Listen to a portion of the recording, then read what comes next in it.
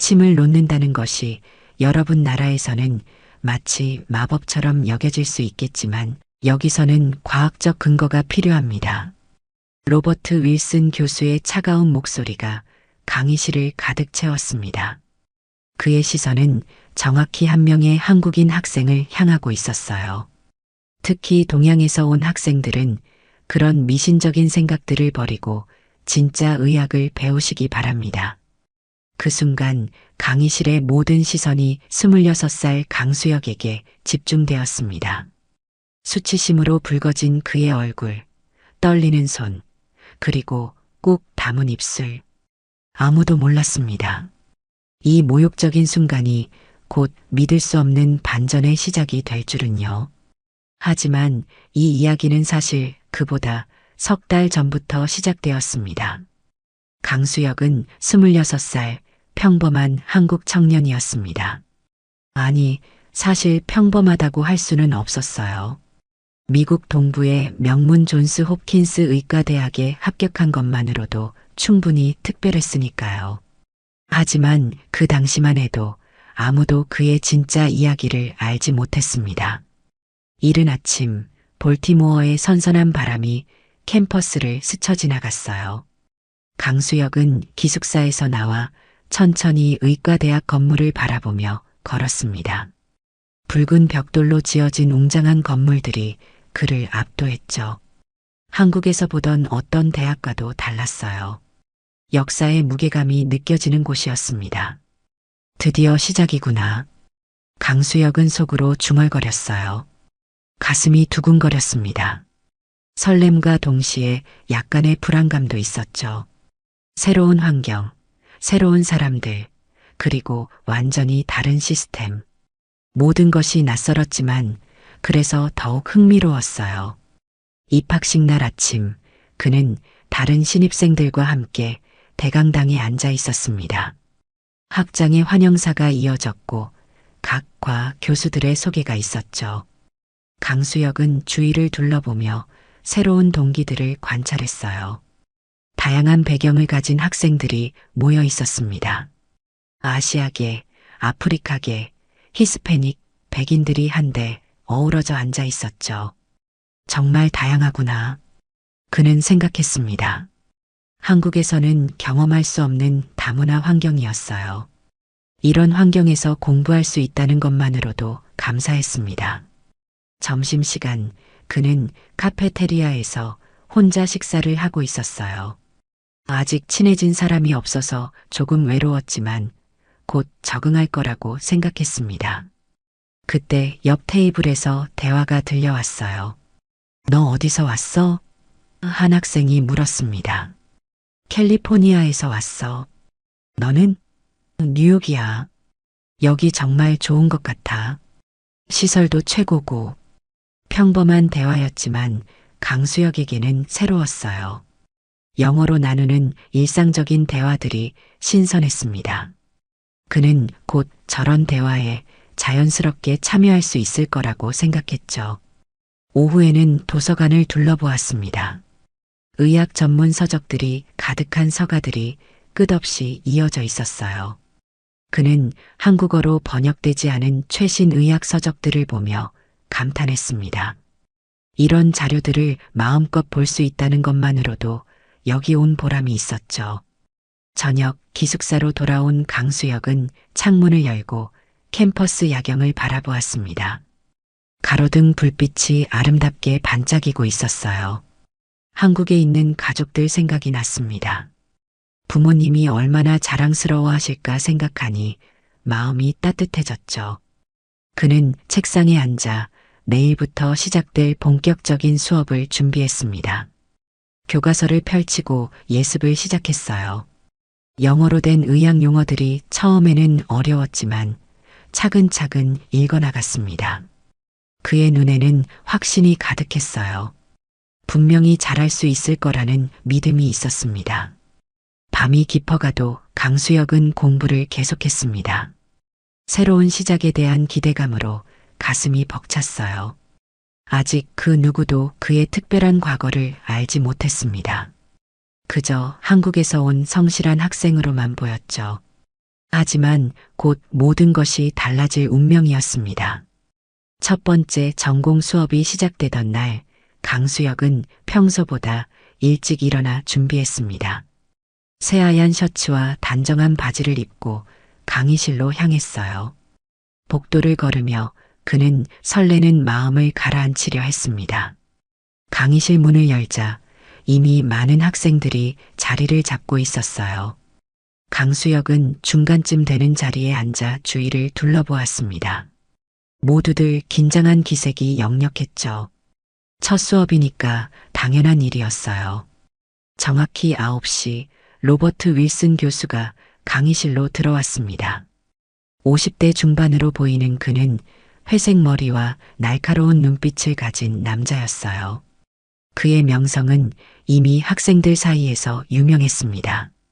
뛰어난 내과 전문의이자 연구자였지만 동시에 까다로운 교수로도 알려져 있었죠. 여러분, 안녕하십니까? 윌슨 교수가 말했습니다. 저는 로버트 윌슨이고 앞으로 여러분과 함께 뇌과학을 공부하게 될 것입니다. 그의 목소리는 권위적이면서도 차분했어요. 학생들은 모두 조용히 귀를 기울였습니다. 의학은 과학입니다. 교수가 계속했어요. 우리는 증거에 기반한 치료를 해야 하고 검증된 방법만을 사용해야 합니다. 이것이 현대의학의 기본 원칙이죠. 강수혁은 고개를 끄덕이며 들었습니다. 당연한 이야기였어요. 그런데 윌슨 교수의 다음 말이 분위기를 바꿔놓았습니다. 하지만 세상에는 아직도 과학적 근거 없는 치료법들이 존재합니다. 특히 동양에서 온 학생들이 있다면 주의해야 할 점이 있어요. 강수혁의 가슴이 갑자기 두근거리기 시작했습니다. 불안한 예감이 들었어요. 침술이나 한방 같은 것들 말입니다. 윌슨 교수의 목소리에 경멸이 섞여 있었어요. 물론 그런 것들이 여러분 나라에서는 마치 마법처럼 여겨질 수 있겠지만 여기서는 과학적 근거가 필요합니다. 강의실이 조용해졌습니다. 몇몇 학생들이 강수혁 쪽을 힐끗 바라보는 것이 느껴졌어요. 그의 얼굴이 뜨거워졌습니다. 특히 침을 놓는다는 행위는 현대의학의 관점에서 보면 위험하기까지 합니다. 교수가 계속했어요. 정확한 해부학적 지식 없이 몸에 바늘을 찌르는 것이 얼마나 무모한 일인지 여러분은 이해하실 겁니다. 강수혁의 손이 떨리기 시작했습니다. 그는 주먹을 꽉 쥐고 자세를 바로 했어요. 참아야 했습니다. 물론 어떤 학생들은 그런 배경을 가지고 있을 수도 있겠지만 윌슨 교수가 강수혁을 직접 바라보며 말했어요. 여기서는 그런 미신적인 생각들을 버리고 진짜 의학을 배우시기 바랍니다. 강의실의 시선이 모두 강수혁에게 집중되었습니다. 어떤 학생들은 동정하는 눈빛을 보냈지만 몇몇은 호기심 어린 시선으로 그를 바라보았어요. 강수혁은 얼굴이 붉어지는 것을 느꼈습니다. 수치심과 분노가 동시에 밀려왔죠. 하지만 그는 아무 말도 하지 않았습니다. 대신 고개를 숙이고 노트를 응시했어요. 펜을 잡은 손이 계속 떨렸습니다. 수업이 끝난 후 강수혁은 서둘러 강의실을 나왔습니다. 복도에서 몇몇 학생들이 수군거리는 소리가 들렸어요. 저 한국인 학생, 진짜 침술사였나? 글쎄 그런 것 같은데. 교수님이 그렇게 말씀하시니까 정말 신기하네. 실제로 침을 놓을 줄 알까? 강수혁은 걸음을 빨리 했습니다. 도서관으로 향했어요. 그곳에서라도 혼자만의 시간을 가져야 했습니다. 도서관 구석진 자리에 앉아 강수혁은 깊은 한숨을 쉬었습니다. 그의 마음속에는 복잡한 감정들이 소용돌이쳤어요. 분노, 수치심, 그리고 깊은 상처. 하지만 그 무엇보다도 자신의 정체성에 대한 혼란이 가장 컸습니다. 사실 강수혁은 단순한 의대생이 아니었어요. 한국에서 한의학을 전공하고 이미 한의사 자격증을 가지고 있었습니다. 수년간 환자들을 치료해온 경험도 있었죠. 하지만 더 넓은 세계를 보고 싶어서, 서양 의학도 배우고 싶어서 이곳에 왔던 것입니다. 그런데 첫날부터 이런 모멸을 당할 줄은 몰랐어요. 그의 전공과 경험이 미신이라고 불리는 것을 들어야 했습니다. 그 후 몇 주가 지나면서 상황은 더욱 심각해졌습니다. 윌슨 교수는 기회가 있을 때마다 동양의학을 폄하하는 발언을 이어갔어요. 그리고 그때마다 강수혁은 타겟이 되었습니다. 김 씨, 어느 날 윌슨 교수가 강수혁을 지목했어요. 혹시 여러분 나라에서는 감기를 어떻게 치료하죠? 혹시 신비한 풀을 끓여 마시나요? 강의실에서 웃음소리가 터져 나왔습니다. 강수혁은 얼굴이 빨갛게 달아올랐어요. 교수님, 저는 현대의학을 배우러 왔습니다. 강수혁이 조용히 대답했어요. 그래요? 그럼 잘 됐군요.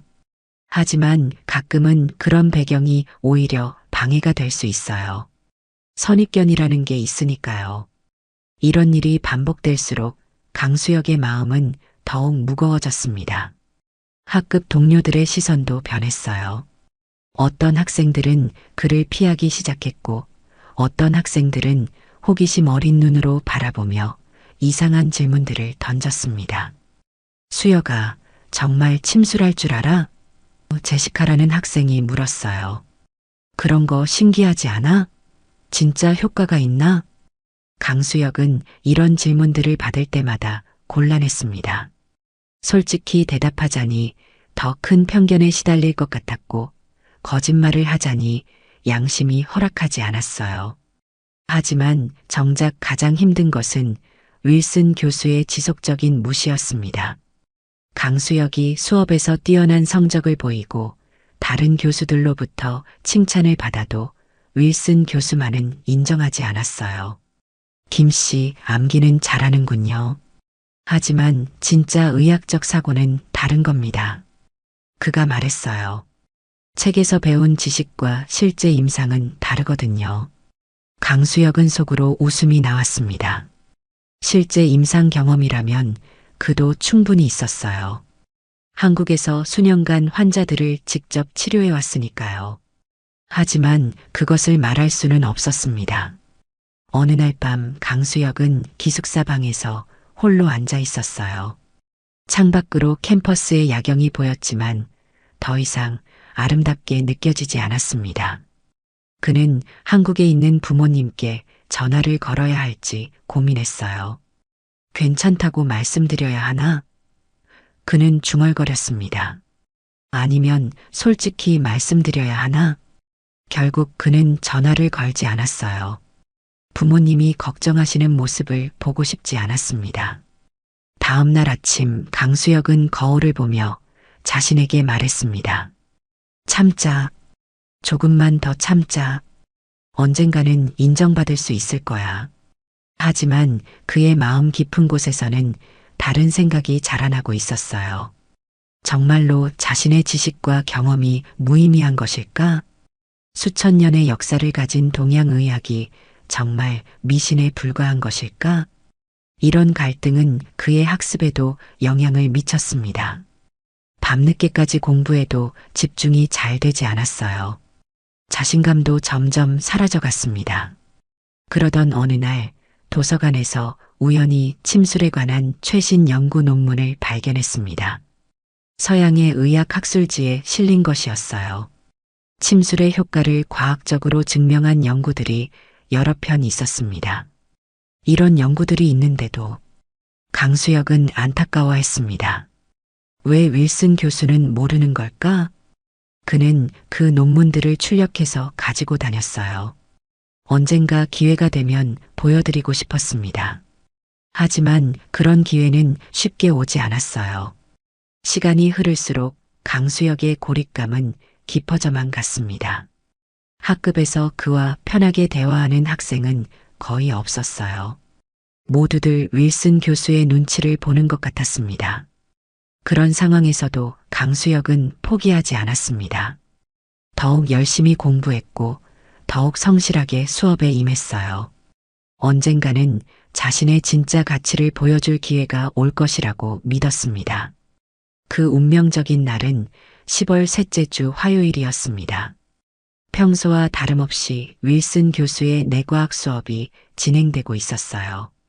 그날은 특히 심혈관계 질환에 대한 깊이 있는 강의가 예정되어 있었습니다.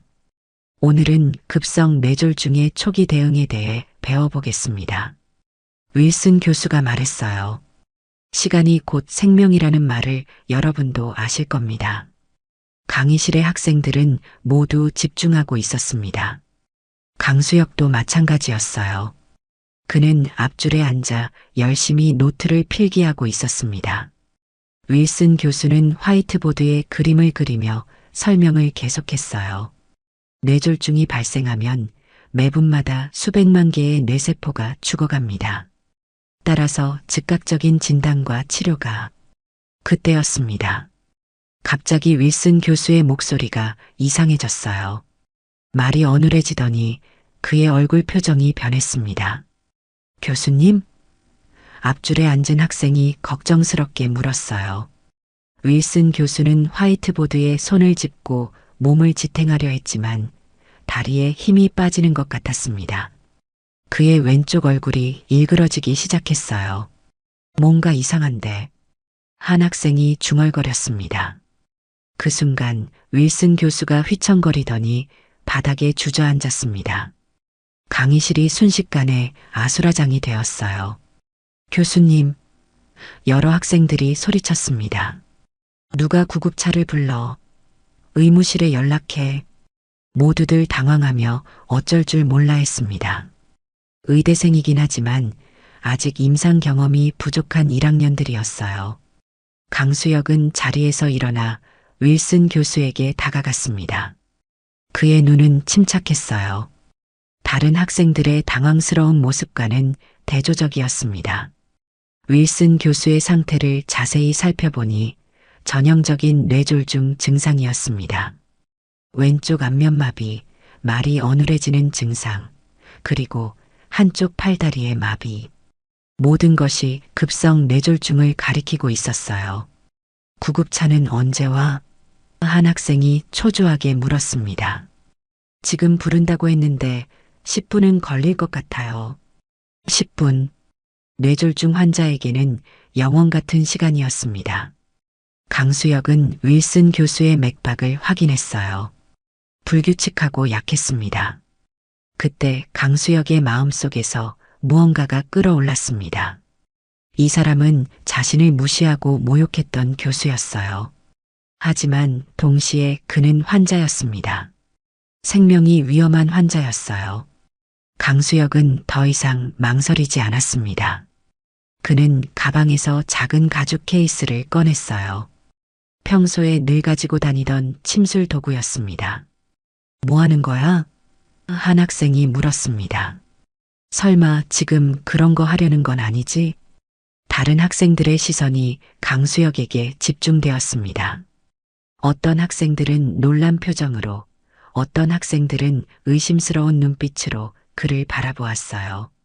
지금은 응급 상황입니다. 강수혁이 조용하지만 확고한 목소리로 말했어요. 구급차가 올 때까지 기다릴 시간이 없어요. 그는 침술 도구를 꺼내며 윌슨 교수의 혈자리를 확인했습니다. 수년간의 경험으로 익힌 정확한 위치들이었어요. 백회혈, 인중혈, 그리고 합곡혈. 너 정말 괜찮은 거야? 한 여학생이 걱정스럽게 물었습니다. 만약 잘못되면 어떻게 하려고? 강수혁은 대답하지 않았습니다. 대신 조용히 침을 소독하고 정확한 위치에 놓을 준비를 했어요. 그의 손은 전혀 떨리지 않았습니다. 마치 다른 사람이 된 것 같았어요. 강의실은 숨막히는 정적에 휩싸였습니다. 모든 학생들이 숨을 죽이고 강수혁의 행동을 지켜보고 있었어요. 누군가는 휴대폰으로 이 장면을 촬영하고 있었습니다. 강수혁의 손이 윌슨 교수의 머리 위로 향했습니다. 백회혈, 정확히 두개골의 정중앙 부위였어요. 그의 움직임은 매우 정확하고 확신에 차 있었습니다. 정말로 하는 거야? 한 학생이 속삭였습니다. 강수혁은 첫 번째 침을 조심스럽게 삽입했어요. 깊이는 정확히 5mm. 너무 깊지도 얕지도 않은 수년간의 경험으로 체득한 완벽한 깊이였습니다. 윌슨 교수의 얼굴에 미세한 변화가 나타났어요. 일그러져 있던 표정이 조금씩 완화되기 시작했습니다. 뭔가 달라지는 것 같은데? 앞줄에 앉은 학생이 중얼거렸어요. 강수혁은 두 번째 침을 인중혈에 놓았습니다. 코와 입술 사이 정확한 중앙점이었어요. 이 혈자리는 의식을 깨우는데 중요한 역할을 했습니다. 침이 들어가자 윌슨 교수의 호흡이 조금 더 안정되었어요. 불규칙하던 호흡 패턴이 점차 정상으로 돌아오고 있었습니다. 신기하다. 한 여학생이 감탄했습니다. 세 번째 침은 합곡혈에 놓였습니다. 엄지와 검지 사이의 근육이 가장 높은 부위였어요. 이 혈자리는 전신의 기혈순환을 촉진하는 효과가 있었습니다. 강수혁은 침을 놓은 후 미세한 비틀기 동작을 했어요. 듣기라고 불리는 반응을 유도하기 위해서였습니다. 침이 제대로 혈자리에 들어갔을 때 나타나는 특별한 감각이었죠. 교수님 얼굴색이 좋아지고 있어. 한 학생이 놀라며 말했습니다. 정말로 윌슨 교수의 안색이 점차 돌아오고 있었어요. 창백했던 얼굴에 혈색이 돌기 시작했습니다. 왼쪽 안면마비도 조금씩 완화되는 것 같았어요. 강수혁은 침을 놓은 후 윌슨 교수의 맥박을 다시 확인했습니다. 조금 전보다 훨씬 안정적이고 규칙적이었어요. 혈압도 안정되는 것 같았습니다. 이런 일이 정말 가능해? 한 남학생이 의심스러워하며 물었습니다. 그때 윌슨 교수의 눈이 조금씩 뜨이기 시작했어요. 처음에는 초점이 맞지 않았지만 점차 또렷해졌습니다. 그는 강수혁을 올려다보며 무언가 말하려 했어요. 교수님 괜찮으세요? 강수혁이 부드럽게 물었습니다. 윌슨 교수는 입을 움직이려 했지만 아직 말이 명확하지 않았어요. 하지만 의식은 분명히 돌아오고 있었습니다. 바로 그때 강의실 문이 열리며 응급의료팀이 들어왔습니다. 구급대원들이 응급 장비를 들고 서둘러 들어왔어요. 환자는 어디에 있나요? 대원 중 한 명이 물었습니다. 여기요. 학생들이 소리쳤습니다. 응급의료팀은 윌슨 교수에게 다가가 상태를 확인했어요. 혈압, 맥박, 그리고 의식 수준을 체크했습니다. 이상하네요. 팀장으로 보이는 구급대원이 말했어요. 일반적인 뇌졸중 환자치고는 상태가 너무 안정적입니다. 다른 구급대원도 고개를 끄덕였어요. 맞아요. 보통은 이런 경우 의식도 잃고 호흡도 불안정한데 그때 한 학생이 나서서 설명했습니다. 저기요, 저 한국인 학생이 침술로 응급처치를 했어요. 구급대원들의 시선이 강수혁에게 향했습니다. 그들은 강수혁의 침술 도구와 윌슨 교수의 머리에 꽂힌 침들을 보았어요. 침술이요? 팀장이 놀라며 물었습니다. 네, 그렇습니다. 강수혁이 조용히 대답했어요. 급성 뇌졸중 증상이 보여서 응급처치를 했습니다. 구급대원들은 서로 눈을 마주쳤습니다. 그들도 침술에 대해서는 잘 모르는 상황이었어요. 일단 침은 그대로 두고 병원으로 이송하겠습니다. 팀장이 결정했어요. 담당 의사가 판단할 문제니까요. 윌슨 교수가 들것에 실려나가는 동안 강의실의 학생들은 여전히 충격에 빠져 있었습니다. 방금 벌어진 일이 현실인지 믿기 어려웠어요. 정말 침술로 뇌졸중을 치료한 거야? 한 학생이 다른 학생에게 물었습니다. 글쎄, 정말 놀라운데? 교수님 상태가 확실히 좋아졌어. 모든 시선이 강수혁에게 집중되었습니다. 하지만 이번에는 전과 다른 종류의 시선이었어요. 호기심과 경이로움, 그리고 존경이 섞인 시선이었습니다. 다음 날 아침 병원에서 소식이 전해졌습니다. 윌슨 교수의 상태가 예상보다 훨씬 좋다는 것이었어요. 담당 의사는 이례적으로 빠른 회복이라고 평가했습니다. 침술 치료가 정말 효과가 있었던 것 같습니다. 응급실 주치의가 말했어요. 초기 대응이 매우 적절했습니다. 만약 그 치료가 없었다면 상황이 훨씬 심각해졌을 겁니다. 이 소식은 의과대학 전체에 퍼졌습니다. 하루 만에 강수혁은 학교의 유명인이 되었어요. 복도를 지날 때마다 학생들이 그를 알아보고 인사했습니다. 어제 정말 대단했어. 제시카가 강수혁에게 다가와 말했어요. 침수를 어디서 배운 거야? 한국에서 배웠습니다. 강수혁이 조용히 대답했어요. 정말 신기해. 나도 배우고 싶어지네. 이런 반응은 제시카만이 아니었어요. 많은 학생들이 강수혁에게 침술에 대해 물어보기 시작했습니다. 하지만 가장 중요한 변화는 교수들의 반응이었어요. 다른 과 교수들이 강수혁을 찾아와 대화를 나누기 시작했습니다. 학생, 어제 정말 훌륭한 일을 했군요. 해부학과 교수가 말했어요. 침술에 대해 더 자세히 듣고 싶습니다. 심장외과 교수도 관심을 보였어요. 동양의학과 서양의학의 결합 가능성에 대해 연구해보고 싶습니다. 협력할 의향이 있나요? 강수혁은 이런 변화에 놀랐습니다. 불과 하루 전만 해도 그는 무시당하고 있었는데 이제는 모든 사람들이 그의 지식에 관심을 보이고 있었어요. 오후에 더 큰 소식이 전해졌습니다. 윌슨 교수가 의식을 완전히 회복했고 강수혁을 만나고 싶다고 했다는 것이었어요. 강수혁은 병원으로 향했습니다. 마음이 복잡했어요. 그동안 자신을 무시하고 모욕했던 교수를 어떤 마음으로 대해야 할지 확신이 서지 않았습니다. 병실 문을 열자 윌슨 교수가 침대에 앉아 있었어요. 얼굴에는 아직 약간의 마비 증상이 남아 있었지만 의식은 또렷했습니다. 김 씨, 윌슨 교수가 강수혁을 보며 말했어요. 목소리에는 전에 없던 부드러움이 있었습니다. 교수님, 어떻게 지내세요? 강수혁이 조심스럽게 물었어요. 의사들이 말하길 당신의 빠른 처치 덕분에 큰 후유증 없이 회복할 수 있을 거라고 하더군요. 윌슨 교수가 말했어요. 고맙습니다. 강수혁은 고개를 숙였습니다. 당연한 일을 했을 뿐입니다. 윌슨 교수는 잠시 침묵했습니다. 그의 눈에는 복잡한 감정이 담겨 있었어요. 김 씨, 나는 당신에게 사과해야 할 것 같습니다. 그가 조용히 말했어요. 그동안 내가 얼마나 무지하고 편견에 사로잡혀 있었는지 깨달았습니다. 강수혁은 놀라서 교수를 바라보았어요.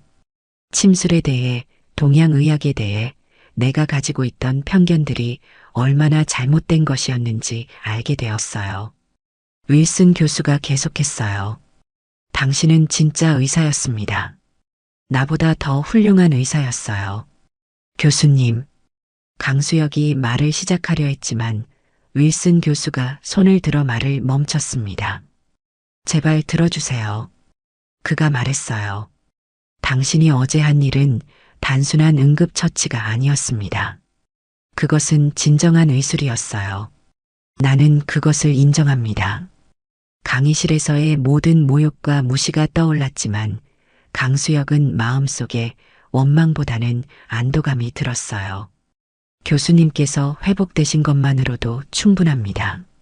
강수혁이 진심으로 말했어요.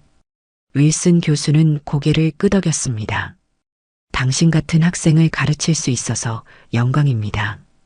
병실을 나서며 강수혁은 가슴이 벅찼습니다. 오랫동안 품고 있던 무거운 짐이 내려놓아진 기분이었어요. 윌슨 교수가 병원에서 퇴원한 후 첫 번째 수업 시간이었습니다. 강의실에는 평소보다 더 많은 학생들이 모여 있었어요. 소문이 퍼지면서 다른 학년 학생들까지 참관하러 온 것이었습니다. 윌슨 교수가 강의실에 들어서자 모든 학생들이 조용해졌습니다. 그의 얼굴에는 아직 약간의 마비 증상이 남아 있었지만 걸음걸이는 안정적이었어요. 여러분, 안녕하십니까? 그가 말했습니다. 목소리는 예전보다 부드러웠어요. 오늘은 특별한 이야기부터 시작하겠습니다. 윌슨 교수가 계속했어요. 지난주에 제가 강의실에서 쓰러졌을 때 한 학생이 저를 구해주었습니다.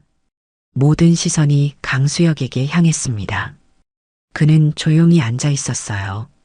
그 학생은 침술로 응급처치를 해주었습니다. 윌슨 교수가 말했어요. 저는 처음에 침술을 미신이라고 생각했습니다. 하지만 제가 틀렸습니다. 강의실이 숨막히는 정적에 휩싸였습니다. 의학은 환자를 치료하는 것입니다. 그가 목소리를 높였어요. 그 방법이 서양에서 왔든 동양에서 왔든 상관없습니다. 중요한 것은 효과가 있느냐 없느냐입니다. 한 학생이 손을 들었습니다. 교수님, 그럼 침술도 정말 의학인가요? 물론입니다. 윌슨 교수가 단호하게 대답했어요.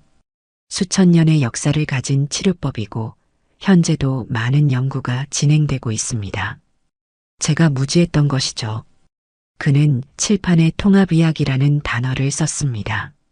앞으로 우리는 통합의학에 대해 배우게 될 것입니다. 그가 말했어요. 서양의학과 동양의학이 어떻게 협력할 수 있는지, 그리고 환자에게 더 나은 치료를 제공할 수 있는지 연구할 것입니다. 제시카가 손을 들었습니다. 교수님, 그럼 강수혁이 우리에게 침술을 가르쳐 줄 수 있을까요? 윌슨 교수는 강수혁을 바라봤습니다. 김 씨, 어떻게 생각하나요? 강수혁은 잠시 생각했습니다. 그동안 숨기고 있던 자신의 지식을 공개하는 것이 두려웠지만 이제는 달랐어요. 기꺼이 도와드리겠습니다. 그가 말했어요. 박수가 터져 나왔습니다. 학생들은 모두 흥미진진한 표정을 지었어요. 그럼 다음 시간부터는 김 씨에게 침술의 기초를 배워보겠습니다. 윌슨 교수가 선언했어요.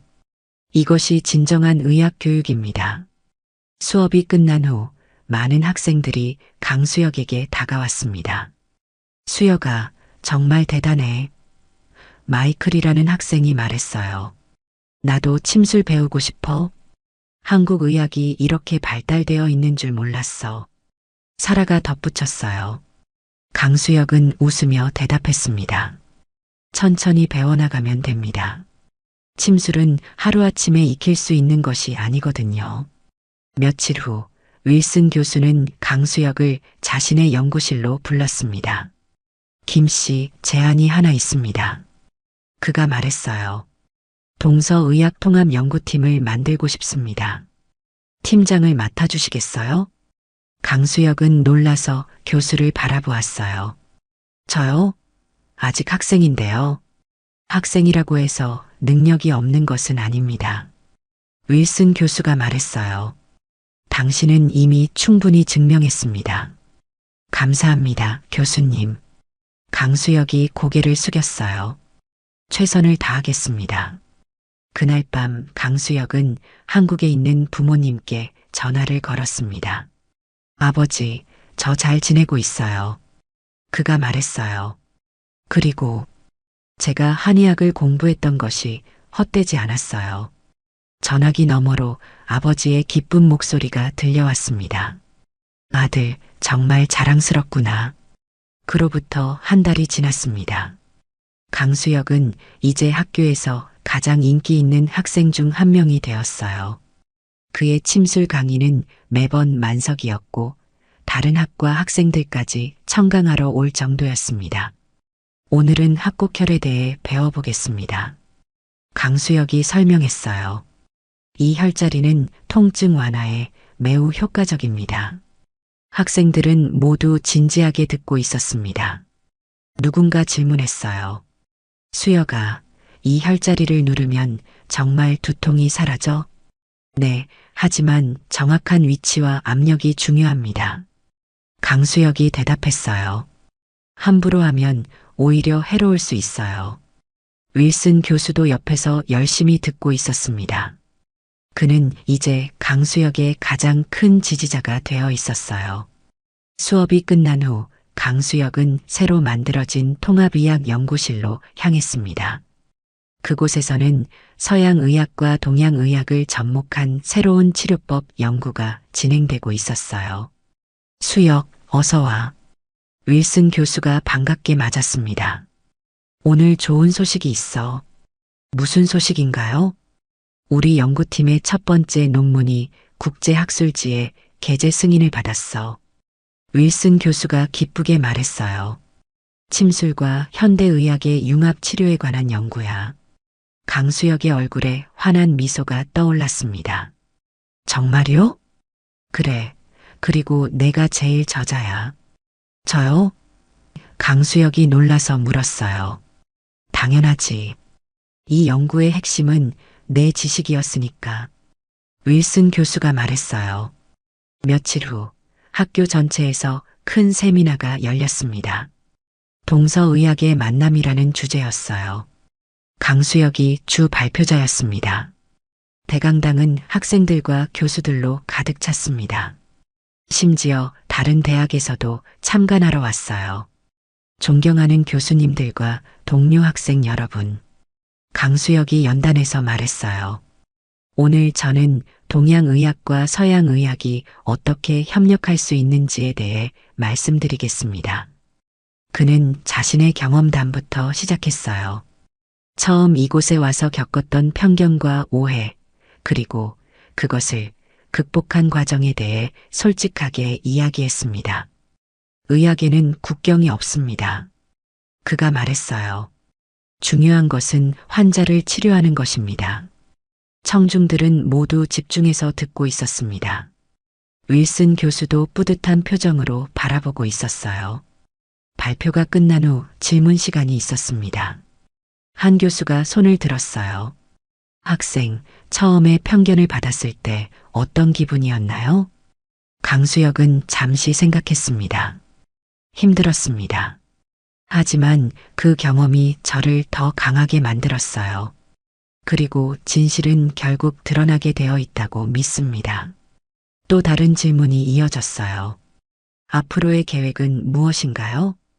계속해서 연구하고 싶습니다. 강수혁이 대답했어요. 동서의학의 융합을 통해 더 많은 환자들을 도울 수 있는 방법을 찾고 싶어요. 박수가 터져 나왔습니다. 기립박수였어요. 세미나가 끝난 후 많은 사람들이 강수혁에게 다가와 대화를 나누었습니다. 협력 제안도 여러 개 들어왔어요. 수혁아, 정말 자랑스럽다. 제시카가 말했어요. 너 덕분에 우리 모두 많이 배웠어. 고마워, 제시카. 강수혁이 웃으며 대답했어요. 그날 밤 강수혁은 캠퍼스를 거닐며 생각에 잠겼습니다. 몇 달 전만 해도 무시와 편견에 시달렸던 자신이 이제는 존경받는 연구자가 되어 있었어요. 하지만 가장 중요한 것은 다른 사람들의 인정이 아니었습니다. 자신이 가진 지식과 경험이 정말로 도움이 될 수 있다는 확신을 얻은 것이었어요. 며칠 후 윌슨 교수가 특별한 소식을 전했습니다. 수혁 대학에서 새로운 과목을 개설하기로 했어. 그가 말했어요. 통합의학개론이라는 과목이야. 내가 담당 교수가 되어줄 수 있겠어? 강수혁은 깜짝 놀랐습니다. 저요? 아직 학생인데요. 특별 강사로 임명하는 거야. 윌슨 교수가 설명했어요. 내 자격이면 충분해. 감사합니다, 교수님. 강수혁이 깊이 고개를 숙였어요. 그해 겨울, 강수혁의 첫 번째 정규 수업이 시작되었습니다. 강의실에는 다양한 학년의 학생들이 모여 있었어요. 안녕하세요, 여러분. 강수혁이 인사했어요. 저는 강수혁입니다. 앞으로 통합의학에 대해 함께 배워나가겠습니다. 한 학생이 손을 들었어요. 교수님, 처음에 여기 와서 힘들지 않으셨어요? 강수혁은 미소를 지었습니다. 힘들었습니다. 하지만 그 경험이 저를 더 좋은 의사로 만들어 주었어요. 여러분도 어려운 일이 있더라도 포기하지 마세요. 진실은 결국 인정받게 되어 있습니다. 교실이 조용해졌습니다. 모든 학생들이 진지하게 듣고 있었어요. 의학의 목표는 단 하나입니다. 강수혁이 계속했어요. 환자를 치료하는 것. 그 방법이 어디서 왔든 상관없습니다. 중요한 것은 효과가 있느냐 없느냐죠. 이제 강수혁은 더 이상 편견과 무시를 받지 않았습니다. 그는 자신의 능력으로 모든 것을 증명했어요. 그리고 더 중요한 것은 그의 경험이 다른 사람들에게도 희망이 되고 있다는 것이었습니다. 강의가 끝난 후 강수혁은 창문 밖을 바라보았습니다. 설경이 아름다운 캠퍼스가 펼쳐져 있었어요. 이제 이곳은 그에게 진정한 고향 같은 곳이 되어 있었습니다. 그의 여정은 끝나지 않았습니다. 앞으로도 더 많은 연구를 하고, 더 많은 학생들을 가르치고, 더 많은 환자들을 도울 일이 남아 있었어요. 하지만 이제 그는 확신이 있었습니다. 진실과 실력만 있다면 어떤 편견도 극복할 수 있다는 확신이었습니다.